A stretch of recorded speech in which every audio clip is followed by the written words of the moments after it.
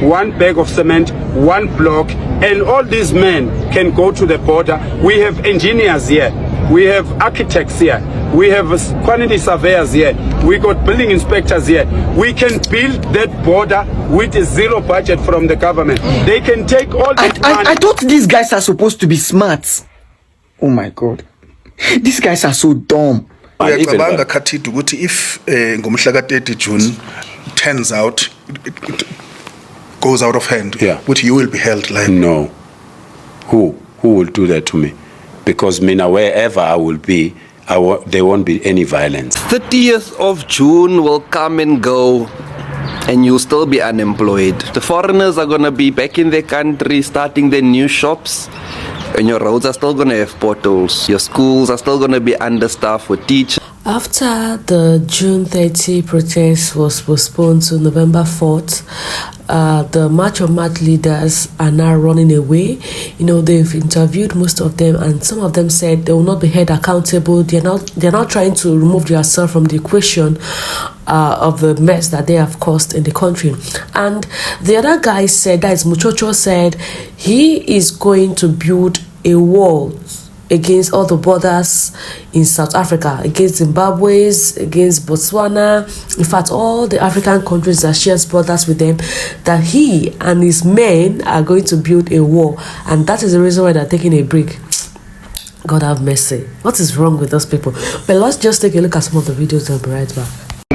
One bag of cement, one block, and all these men can go to the border. We have engineers here. We have architects here. We have quantity surveyors here. We got building inspectors here. We can build that border with a zero budget from the government. They can take all this money. I thought these guys are supposed to be smart. Oh my God. These guys are so dumb. So South Africans, these are the kind of people you are listening to. They are dumb in every way now. Well, they say birds of the same feather fly together. Imagine. Okay, you say you want to build the South African border by land with zero budget from the government. Let's analyze this, right? We are talking about 4,826 meters by land. We are talking about 4,826 kilometers. You guys want to build it.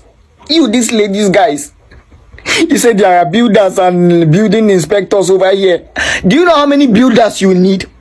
You need at least 2 million South Africans volunteer, like 2 million South African volunteers to be ready to work at that place for at least 100 consecutive days without going for a break. Full day to be working there every day for that place to be built. Do you know how many building inspectors you need? Let's talk about the block. Let's forget about the cement.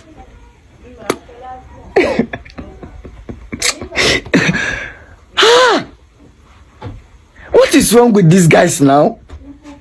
Una brain, is your head damaged somehow? You guys have been doing nonsense since you started all these things. You are not even making sense at all. You see, they are taking your job. Now you want to go to the border and start building the border. So you are telling me all these people that are sitting there are willing to go and work at the border? Trust me, they are just there because they enjoy beating foreigners up. These people are not supporting you in any kind of thing you are doing. They are not going to go there and go and work for 100 consecutive days for you to build that border. They rather those illegals come back.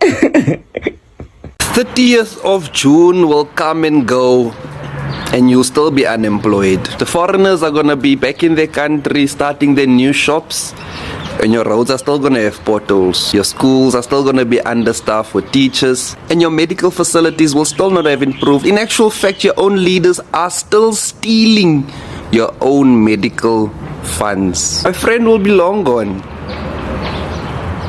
and you'll still suffer from inequality. Your house and your home will still have GBV in it. Your police are still gonna be corrupt. Your criminals are still gonna exceed. They're just gonna be different criminals. They won't be African migrant criminals. No, now they'll be your own criminals. Well done.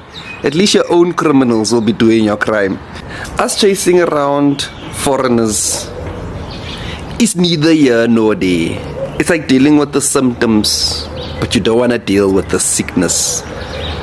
Sadly, The sickness is our leadership. Our leadership don't want to lead us. We tell them what's wrong, they don't care. The more we tell them we struggle, the more they steal our money. Instead of saying 30th of June, foreigners must be gone, say 30th of June, the president and his entire cabinet must be gone. 30th of June, the entire ANC government must be gone. That's the conversations we should be having. Now we're chasing away, my friend. Us chasing away foreigners.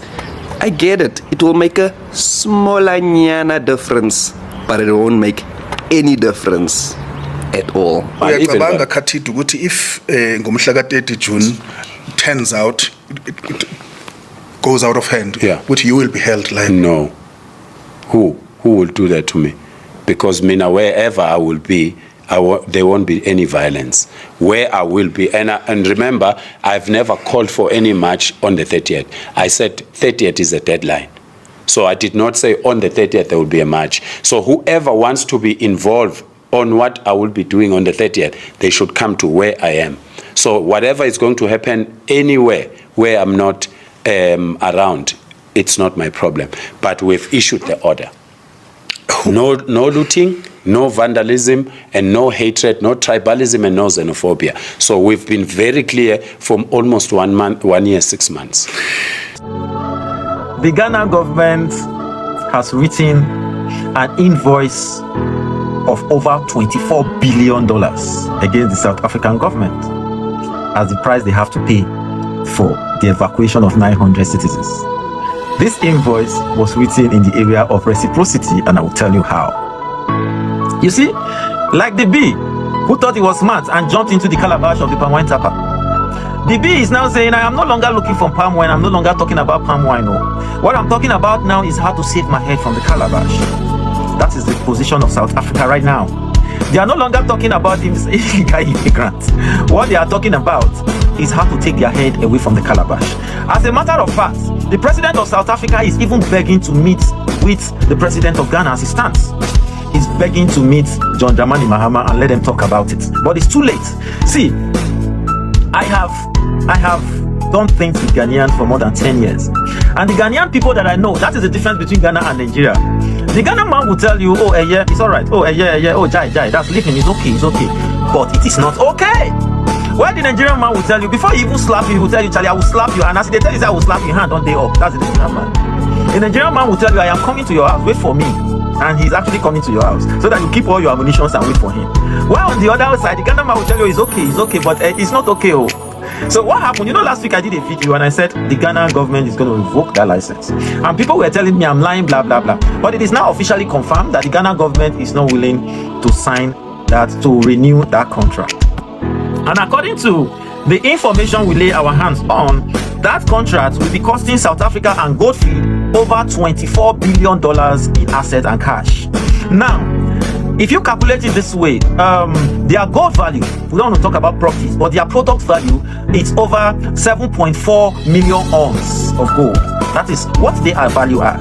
And if you calculate that by the current price, world market price of $3,500 per ounce, we may be looking at over $24 to $30 billion. That is what the stupidity of few Zulus is going to cost the South African people.